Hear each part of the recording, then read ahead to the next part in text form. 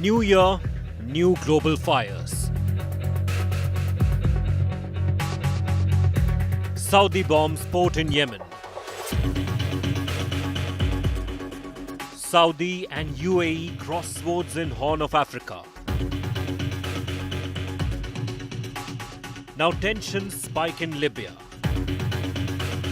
Saudi-UAE split widens across three fronts. Park's double game amid regional chaos.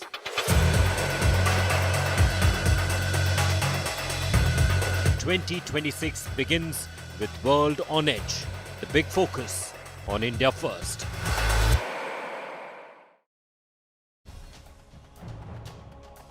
Hello and welcome to the first India First broadcast of 2026. I'm Gaurav Sawant. Wish you and yours a very happy and healthy 2026. The world in 2026, instead of peace, is seeing more conflicts, and in different parts of the world. From spiking tensions between Taiwan and China to escalation between Russia and Ukraine, Iran and Israel. But our special focus on this broadcast is spiking tensions between Saudi Arabia and the United Arab Emirates. And that's resulted in Saudi Arabia carrying out an airstrike on military resources sent by the UAE to a faction of the Yemeni forces. So while Saudi Arabia insists the bombing was on supplies meant for rebels, UAE insists these were only vehicles for its forces there. But let me first quickly give you some details of some of the fires that are being lit or are already lit in different parts of the world. Let's first talk about the China-Taiwan tensions.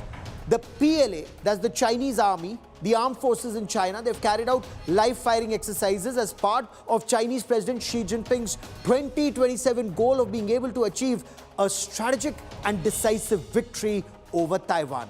So the drills since 2024-2025 incidentally have included testing invasion component exercises, and that includes amphibious operations, strikes on either sea or land-based targets, blocking of ports of Taiwan, they've simulated hitting US forces in the Pacific. So Beijing is now refining options like coercion or short of war pressure, like perhaps cyber attacks, economic and diplomatic tools, or grey zone warfare. So that's one part of a fire being lit in one part of the world. The second is the Israel-Iran tensions that are rising once again. There are reports that say Israel's Prime Minister Benjamin Netanyahu has presented a plan to US President Donald Trump for a regime change operation in Iran. There are rising tensions in 21 of 31 regions of Iran, with people taking to the streets shouting death to the dictator, with Iran's economy and currency collapsing. Israel wants US assistance in bombing Iran once again. So tensions are spiking even there. Russia-Ukraine conflict. Russian President Vladimir Putin is confident of an absolute victory in Ukraine. In his New Year's address, President Putin clearly spoke of Russia's confidence and the forces that continue to target now even the vital assets and vital points, not just in the border area or the area where the war is being fought, but also in the capital, Kiev. President Volodymyr Zelensky of Ukraine has cautioned a Russian victory would not only mean defeat of Ukraine, but that of the North Atlantic Treaty Organization or NATO countries and Europe. The war on ground is sadly likely to escalate before peace may be found. There are other tensions, but few expected Saudi Arabia to bomb UAE's resources in Yemen. Saudi Arabia bombed Yemen's port city of Mukalla.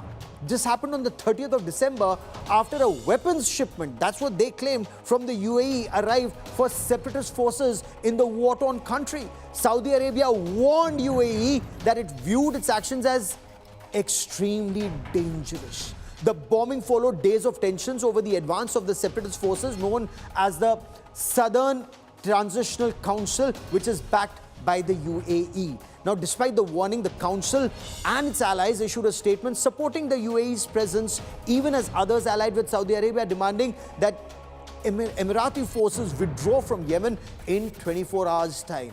That confrontation has further strained ties between Saudi Arabia and the UAE. Neighboring nations on the Arabian Peninsula that increasingly have competed with each other over economic issues and for the region's politics, especially and particularly in the wider Red Sea region. The UAE said on Tuesday it was pulling its remaining forces out of Yemen after Saudi Arabia backed a call for UAE forces to leave within 24 hours. Now, in a major crisis between the two Gulf powers and oil producers, that tension is visible even over Libya and Somalia. Some analysts, including those in Pakistan, have argued that Pakistan's Army Chief Asim Munir may have bitten off more than he can chew, now caught between two major Arab powers.